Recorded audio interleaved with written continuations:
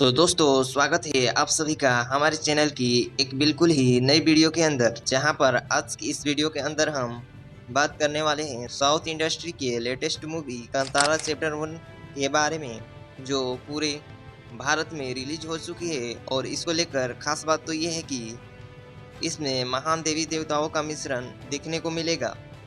इसके साथ ही अगर बात करें मूवी की स्टोरी की, तो स्टोरी भी काफी धमाल की है। इसमें ऋषभ शेट्टी की कमाल की परफॉर्मेंस दिखाई गई है। इसलिए आज की इस वीडियो के अंदर मैं इसी कांतारा चैप्टर 1 की पूरी मूवी को डिटेल से एक्सप्लेन करने जा रहा हूं, ताकि आप सभी घर बैठे इस पूरी मूवी को एंजॉय कर सके।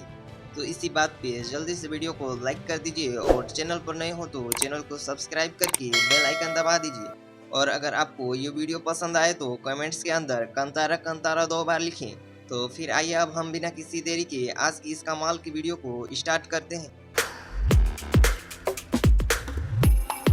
तो कहानी शुरू होती है कदम्बा राजवंश के राजा विजयेंद्र से, जो अपने दरबारियों के साथ समुद्री मछुआरों को फांसी दिलवाने जाते हैं। इसकी हत्या के बाद एक कीमती चूर्ण मसाले का पाउच मिलता है, जिससे राजा की लालच जाग उठती है। तभी राजा जंगल की पवित्र भूमि, जिसे कांतारा कहा जाता है, उसी मसाले के उद्यान तक पहुंचने की कोशिश करता है। लेकिन जैसे ही वह जंगल में कदम रखता है, वहां पर रहने वाले एक स्थानीय देवता पजुरली और गुलिका प्रकट होते हैं और राजा की हत्या कर देते हैं। राजा की मृत्यु के पश्चात उसका बेटा राजशेखर सिंहासन संभालता है। वह यह घोषित करता है कि जंगल में किसी को प्रवेश की अनुमति न हो। राजशेखर के 2 बच्चे होते हैं, कुलशेखर और कनकावती। कुलशेखर विद्रोही और असहज स्वभाव का युवक है, जबकि कनकावती अधिक संवेदनशील यानी समझदार और शासक के प्रति निष्ठावान रूप से दिखाई देती है। अब यहाँ पर कंतारा गांव में एक पवित्र कुएं से एक बालक मिलता है, तो उसे एक आदिवासी महिला अपनाती है और उसका नाम बर्मे रखती है, जो ऋषभ शेट्टी होते हैं। जो बर्मे बड़ा होकर जंगल और साम्राज्य की सीमाओं को पार करता है, और उसे पता चलता है कि जंगल से मसालों का अवैध रूप से व्यापार किया जा रहा है। वह अपने गांव में ही बेहतरीन मसालों की खेती करता है और व्यापार शुरू करना चाहता है। इसके बाद बर्मे और कनकावती की मुलाकात होती है और धीरे धीरे प्रेम में बदल जाती है। कुलशेखर बर्मे की बढ़ती लोकप्रियता और असहयोग से नाराज होकर पूरी सैनिक को वध करने के लिए भेजता है, लेकिन वह इस लड़ाई में पराजित होते हैं। इसके पश्चात एक बड़ा हमला किया जाता है। इस हमले में बर्मे की माँ, जो बर्मे को गोद ली थी, वह मारी जाती है। देन उसी समय गुलिका देवता उस पवित्र कुएं से निकलकर बर्मे के शरीर में स्वामित्व लेता है, जिससे बर्मे में अत्यधिक शक्तिशाली देवता का प्रकट होता है, और वह कुलशेखर को उसी तरह मार डालता है जैसे पहले राजा की हत्या हुई थी। देन उसी समय राजशेखर अपनी राज्य वापस लेता है और कनकावती राज के प्रमुख पार्टी में आती है। राज में ब्रह्म कलश नामक पूजागृह कार्य हो रहा था। उसी दौरान मंदिर की शिवलिंग में काफी दरार आ जाती है, जो अत्यधिक और भौतिक दुनिया के बीच संतुलन को बाधित करता है।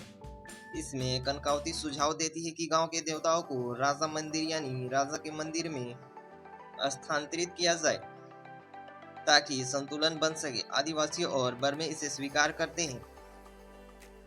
देन तभी वहां पर अचानक कांतारा गांव के बच्चे बेतरतीब रूप से बेहोश होने लगते हैं। तभी बर्मे को शक होता है कि यहाँ पर कुछ गलत हो रहा है।